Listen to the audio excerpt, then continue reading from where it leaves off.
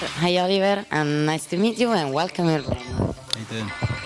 So, how old are you and when did you start DJ and producing? I'm 26 at the moment. I started producing about 15 years ago. When I was about 12, 13 years old, I left school and started jumping on a few bits of electronic production software and never really enjoyed the more academic subjects at school, so I ended up jumping into music head first. And yeah, after school went to music production college, did that, did a degree in audio engineering, and here I am. And do you enjoy collaborating with other artists? Yeah, man, of course. It's something we've done quite a lot of. We've had a couple of collaborations, a lot more remixes, but it's fun, you know. It sort of lets you come up with ideas that you might not necessarily come up with yourself, and just sort of, it's a good way of hearing, you know, the other side of the coin. Really see how other people hear your music, what they think you're going to collaborate like. So yeah, it's good. So your set is with CDJ. You ever thought about to improve your stuff with another instrument? Yeah. Improve? Yeah, I guess so.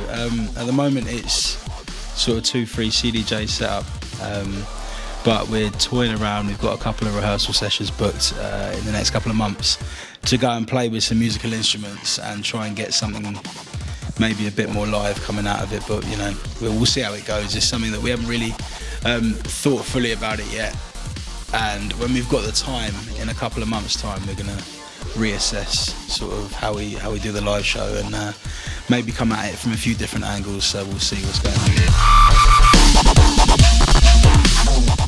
If you could came to the past, which concert you would like to see?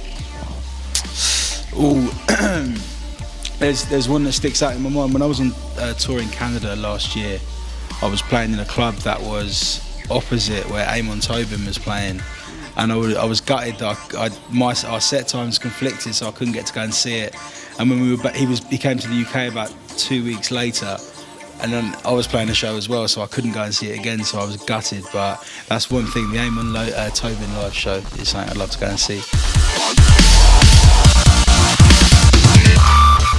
Many artists prepare with care their performances. Do you have any superstitious ritual?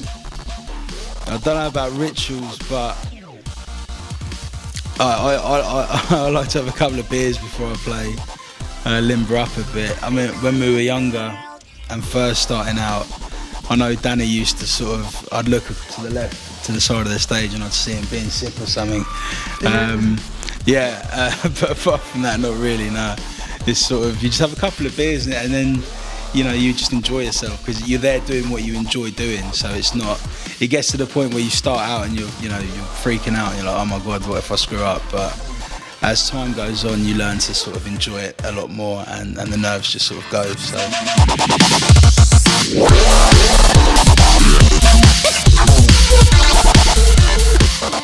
Then, of all tracks you have laid down, what's the most stupid name of a tune you've given? It's stupid that I could actually pick from a few, but it's probably an earlier tune we had on a label called Z Audio, called I don't know whether I'm allowed to repeat the title, but it was called "You Stupid, See You Next Tuesday." For all you English that are watching, yeah, and it was from an old comedy sketch called Derek and Clive, which was two guys called Dudley Moore and Peter Cook, and they used to just sit in the studio and just get hammered, and we took one of their samples from a sketch that they'd done and turned it into a tune, a few years ago, and that was probably the silliest thing we've done so far.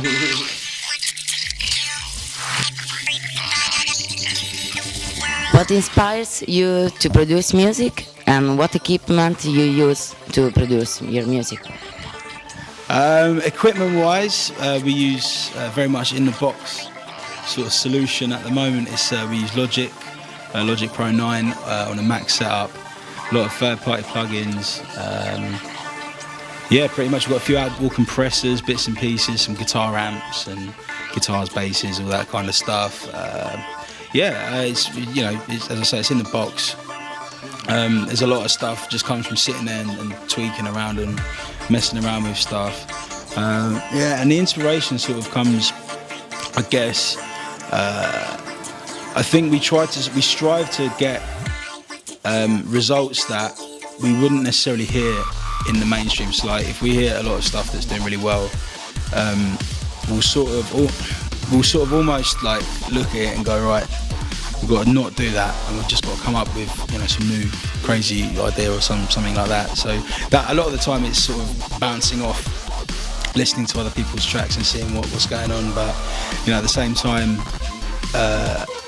me and Danny come from fairly different backgrounds.